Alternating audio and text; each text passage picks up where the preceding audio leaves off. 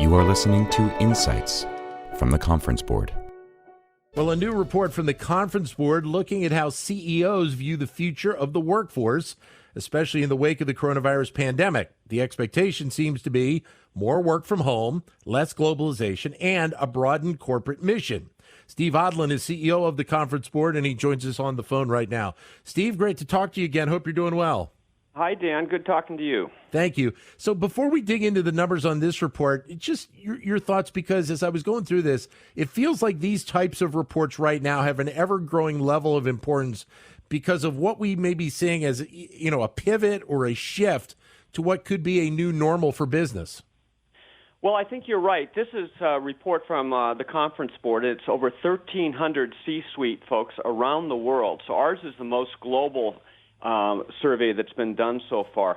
And I think what we see is that there is a difference geographically and there is a difference by sector on what CEOs think will happen. And this is important for people to look at rather than just some big GDP number, because this is talking about where they think things will go in the future, which will impact their investment and will impact employment.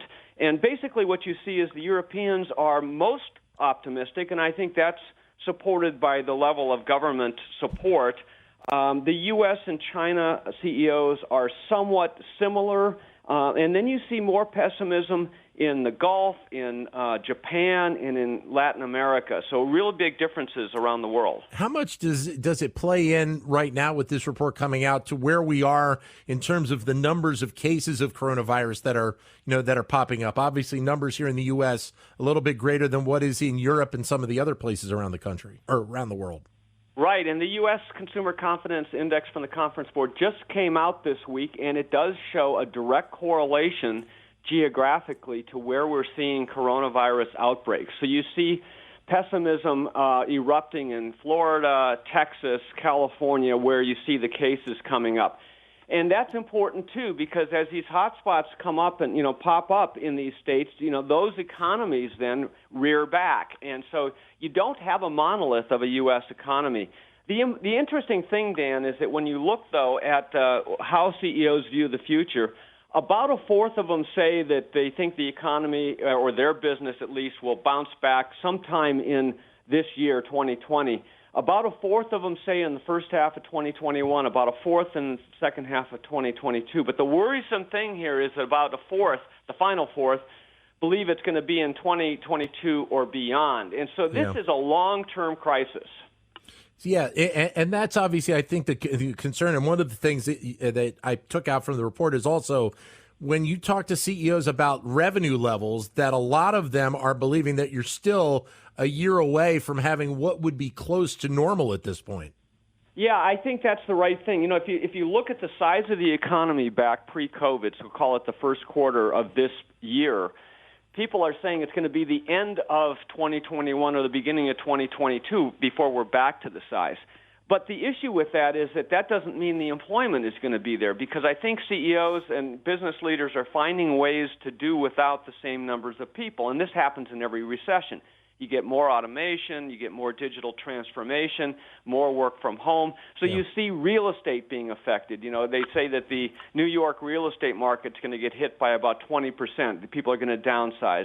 That's going to have a ripple effect through the economy, through the financial sector. You see that people are doing more with less, and that means fewer jobs, on and on like this. So there are some permanent behavioral changes through these times. Well, playing off of what you just talked about, one of the things you touched on in this report is also the physical office space and what companies are thinking about moving forward with that. And I know that's a great concern right now, especially because of the worries in the commercial real estate market of what we might see over the next few years. Yeah, it starts with our people. Nobody wants to put their people or their customers in harm's way, and so nobody feels safe at this point. The testing is very expensive. It's upwards to $200 per test per head, but even so, it takes days to get the results. So testing is not an answer. You have guidelines that are all over the place, but there's no liability protection. And in our discussions with trial attorneys, they're just lining up to sue everyone, because if somebody gets sick by going into the office, they're going to have a class action suit.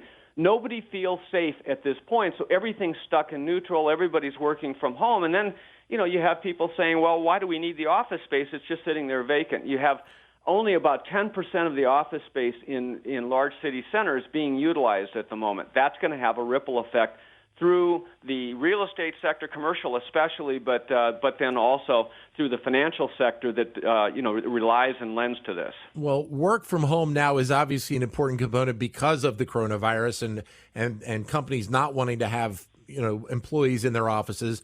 But is there more of a recognition that even post-pandemic, that work from home is going to be a more important component for a lot of these companies that you talked with?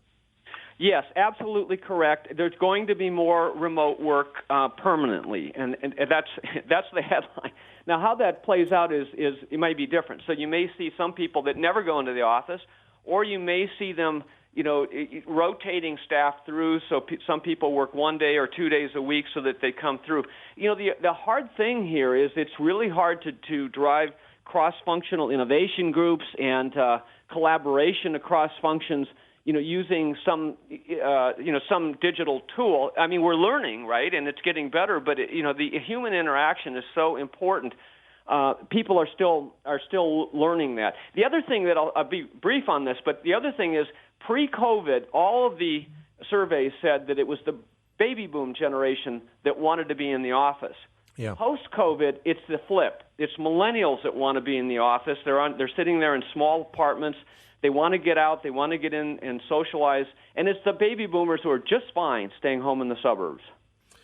One of the things that you bring up in the report involves how teams are going to be, or I should say how companies are going to be thinking about making sure that they have more agile teams moving forward.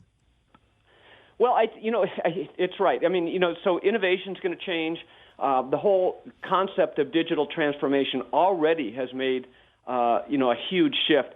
And so teams will change too. So the whole concept of cross-functional or functions, I think, will change, and I think silos will be broken down, and in a digital world and in a collaborative world, work will change. You're seeing it already, and everybody's kind of struggling with it, and which brings another whole issue, which is the stress levels. It's not the number of hours necessarily, but it's because you've given up all the commuting time, but it's the stress levels of this new world. Yeah, and I would guess that as we add more to the work from home component, that also means that companies are going to have to think differently about data security and the computers that their employees are working on from home. That's right, and there's been a sea change in the amount of fraud, phishing, and all sorts of bad actors out there trying to make a buck off of this. And companies are having to retrain their entire workforce. There's barely a company out there that hasn't suffered some form of loss due to these criminal activities. But then you have people in their homes, and how do you secure data? If they're storing it off-site, how do you secure? You give everybody a shredder for anything that's printed. There needs to be a whole mindset change around this. What about the idea of what the workday is going to look like? And I think there's an expectation, and I'm going through it a little bit myself doing the show from home over the last few months, is that the traditional workday, 8 to 4, 9 to 5, while we're going away from it a little bit, we're probably going to go further away from it in the future. We may see people working like 8 to 8, but they may be taking an hour or 2 hours off during the middle of the day. It's gone. I mean, the traditional workday is gone, and the traditional work week is gone. And in fact, the traditional vacation is gone. I joked the other day that I take my vacations in 1 hour increments.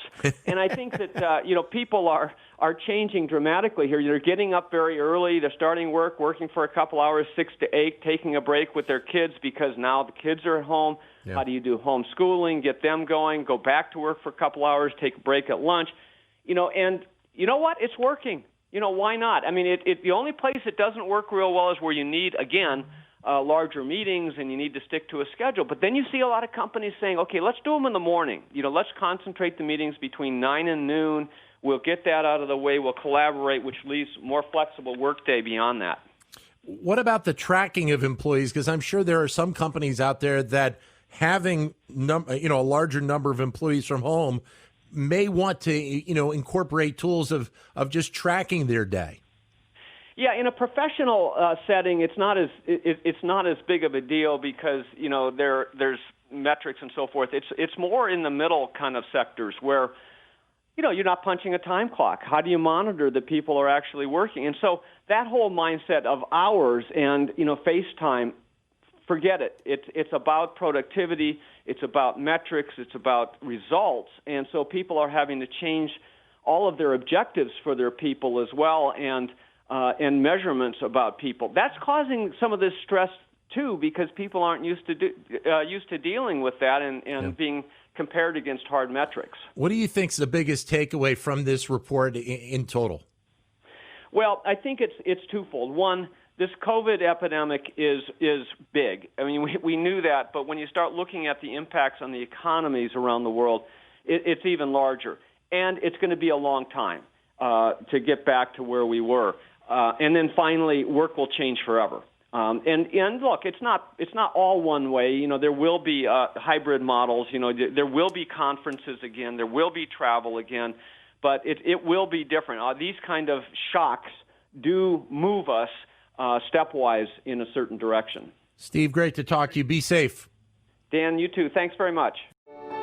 This has been Insights from the Conference Board.